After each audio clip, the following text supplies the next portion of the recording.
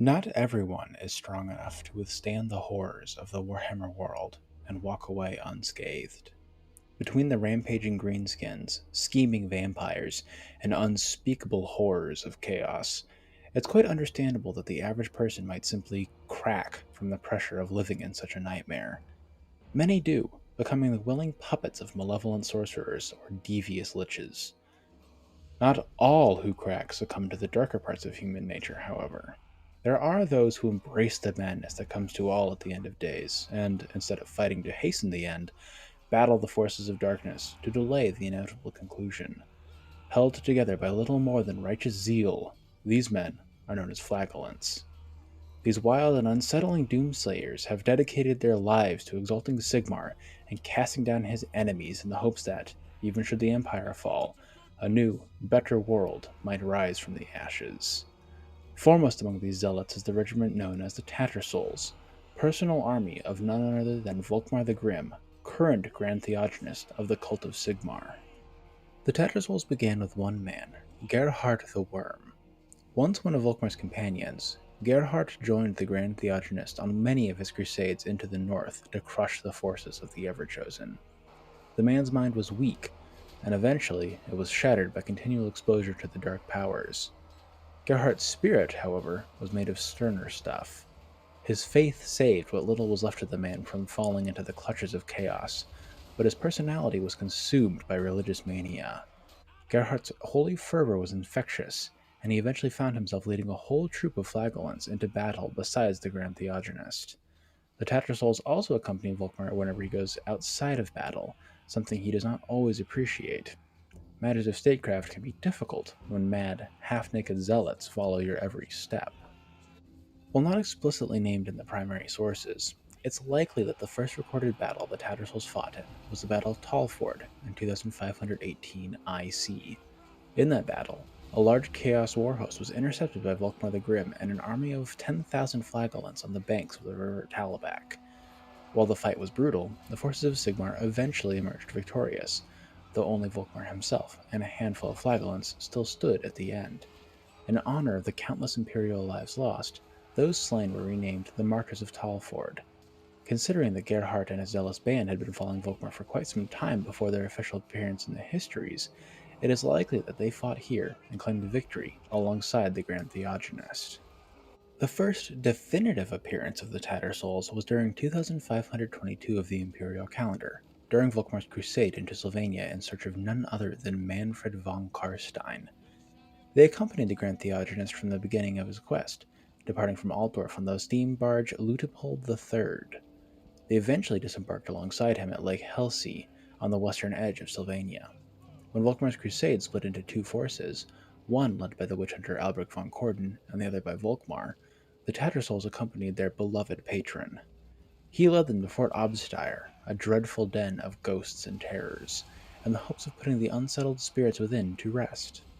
While the Tattersouls' broken flails and clubs are no more useful than any other mundane weapon in slaying ghosts, their faith bolstered the Grand Theogenist's exorcism. It was only through their assistance that Volkmar was able to cleanse the entire cursed keep of its spectral inhabitants in a single night, an impressive feat, even for one as pious as Volkmar.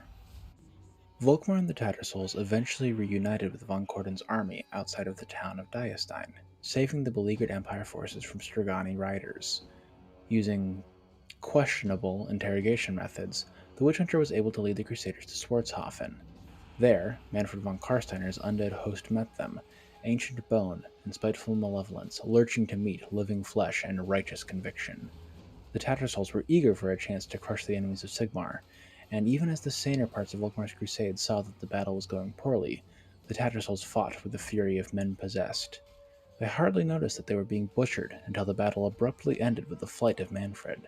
His secret weapon in Vargravia was under assault, and he dared not lose it. The Tattersouls barely noticed his reprieve, merely waiting long enough for the rest of the crusade to regroup before charging after the cowardly vampire lord. It was at Castle Sterneist that the Crusaders were able to bludgeon undead forms once more. The Tattersouls' role in the battle was to hold the line, letting the fast, hard-hitting knights of the army deliver the killing blow. The strategy was sound, and the Flagellants fought like devils, but there were more animated corpses than even they could handle. Slowly, inevitably, the Tattersouls were being overwhelmed by the unending tides of undead.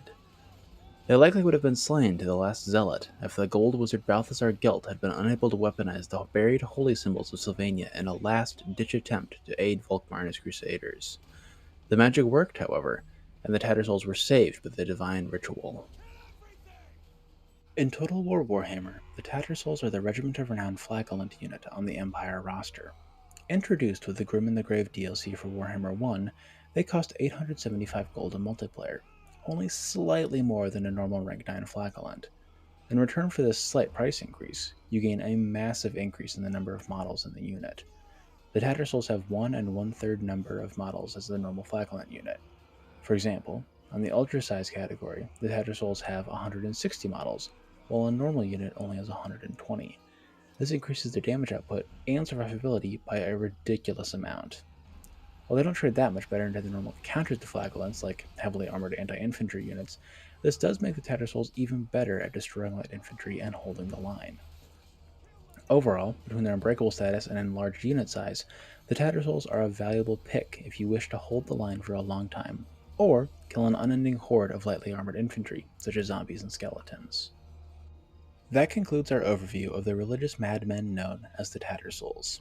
It feels good to finally return to the Empire, even if it was through these nuts. This video has been a long time coming, as someone asked for it nearly a month ago, but I didn't want to oversaturate the channel with Empire content when there are so many other factions to appreciate. To whoever requested it, I hope it was worth the wait. To the rest of you, I hope you enjoyed it too.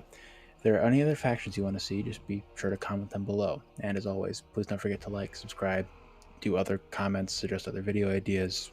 Sky's the limit. And also my resource availability is the limit. But, I'll get to stuff eventually if it is requested. Until next time, this has been Sigmar's Chosen, signing off for now.